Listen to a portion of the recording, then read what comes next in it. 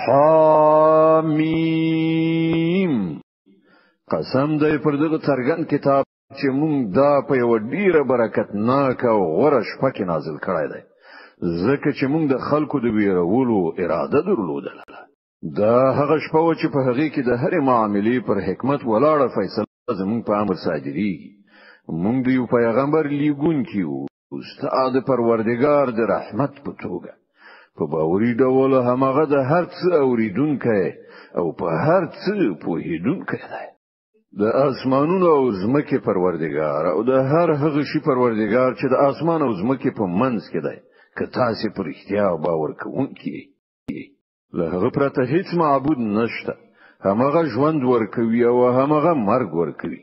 ستاسو پروردگار او ستاسو د هغو ډمبنیو پروردگار چې مخکې تیر شوی دی خو په واقع کې د دوی باور نشته بلکې دوی په خپل شک کې لویدلي دي او په لوبه کې لګیا دي کانو انتظار وکړه د هغې ورځې چې د اسمان غاړې ته یو څرګند لوګي ښکارا شي او هغه پر خلکو باندې خپور شي دغه د دردناک سزا اوس وایي چې پروردګار لمونږ څخه دغه عذاب ایسته کړه مونږ ایمان راوړو د دوی غفلت چیرته ایسته کیږي د دوی حال خدا دی چې په ښکارا توګه دوی ته پیغمبر راغی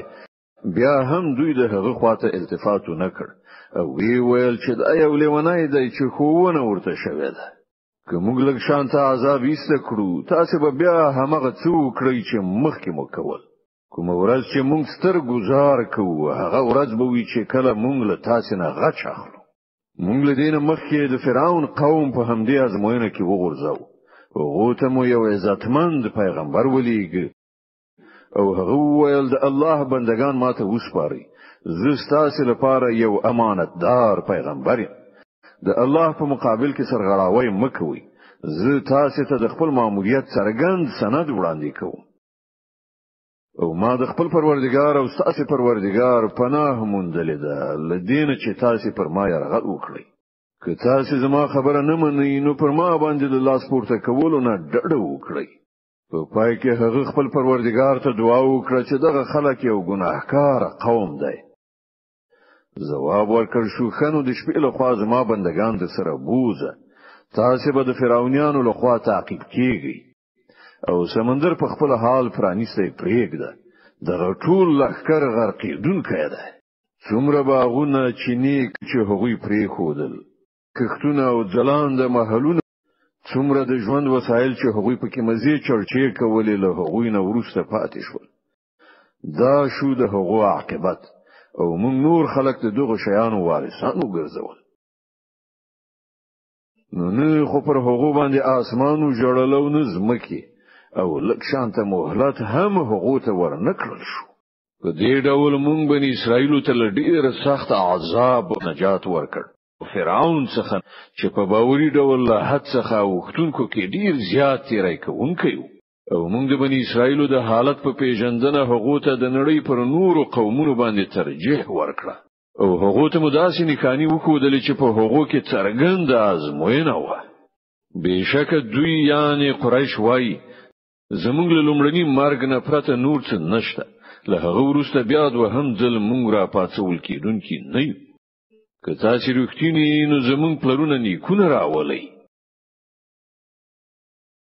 دوی خدي کده تبع قوم او له هغونه مخکې کسان مونږ هغوی په همدې اساس تباه کړل چې هغوی مجرمان شویو دغه اسمانونه او زمکه او د دوی ترمنځ شیان مونږ د لوبو لپاره نه دی پیدا کړی مونږ دا په حق پیدا کړی دي خو زیاتره خلک په دې نه پوهیږي د دوی ټول د پاتولو لپاره ټاکلې وخت فیصله ورځ ده هغه ورځ چې هیڅ یو خواخوږی خپلوان به خپل کوم خواخوږي دوست هیڅ په درد دوان نشي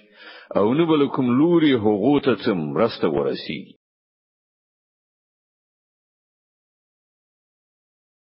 پرته لدی چې الله پر چا باندې رحم وکړي هغه برلاسه او خورا مهربان دی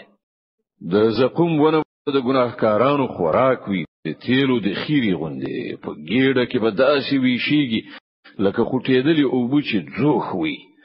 او به ویل شي دی ونی سي او پر سوای سره د دوزخ منځ راکاږي او پر سر د خټېدلو او بو عذاب ورواړوي او څکه دې خوان او کنه ته ډیر برلاسه عزتمن سړی دا همغه شی دی چې د هغه پر اتلو کې تاسو شک درلود له خدای ویریدونکو خلک به د امن په ځای کې وي په باغونو او چینو کې د نریو پرلو ورېخمو جامې پتان مخامخ بناستوي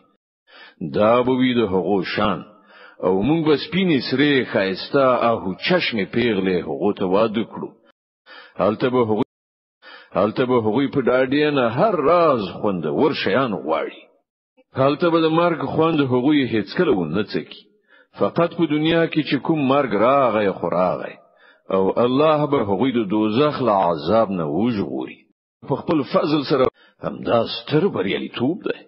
ای پیغمبره مونږ دغه قران مجید ستا په ژبه اسانه کړی دی ترڅو چې دوی پند واخلي ای پیغمبره اوس ته هم انتظار کوه دوی هم منتظر دي